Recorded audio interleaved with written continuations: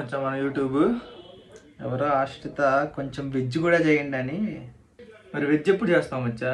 ఇప్పుడు చేద్దాం అయితే ఏముంది, ఇంకా అంతే అంటావా? పద మరి. హలో మచాస్, ఈరోజు మా సబ్స్క్రైబర్ కోరిక మేరకు వెజ్ కుక్ చేసామన్నమాట.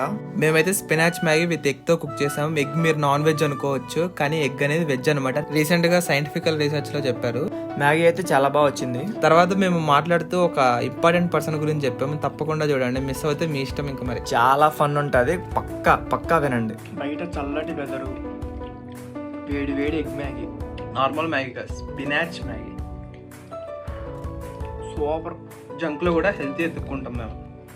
ఎలా అంటే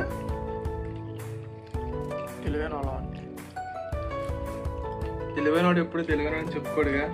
చెప్పాలి సార్. ఈరోజు మ్యాచ్ ఎవరికి వస్తారు అనుకుంటున్నా? ఆర్సీబీ వస్తే సార్ ఆడు. అదే తెలిస్తే నేనే సీఎం అవ్వాలనుకుంటా, కానీ ఆడేవాడు గెలాలని ఎందుకు అనుకుంటా. మా ఇద్దరికంటే మెయిన్ ప్లేయర్ ఒకడు ఉన్నాడు, ఈ స్టేస్ ఇన్ హైదరాబాద్. అతని పేరు చరిత్ర మర్చిపోదు. ఎవరతను? మోహిత్ బాయ్. హాయ్ మోహిత్ బాయ్.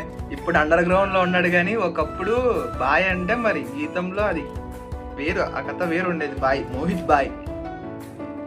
బాయ్ బైక్ సౌండ్ వింటేనే ఒక్కొక్కడికి. యా, గీతం వైజాగ్లో ఎవరైనా జూనియర్స్ ఉంటే మోహిత్ బాయ్ పేరు చెప్పేసి ఏమైనా చేయండి. Anything is possible with Mohit బాయ్. కాలేజ్కి ఎప్పుడు వచ్చారు రా? అక్కడ గుళ్ళోనే వచ్చారు వాడు.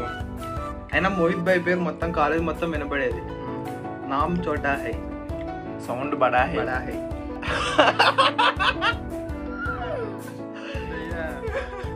ఓకే ఈరోజు కింద మరి వెళ్ళొస్తాం. బాయ్.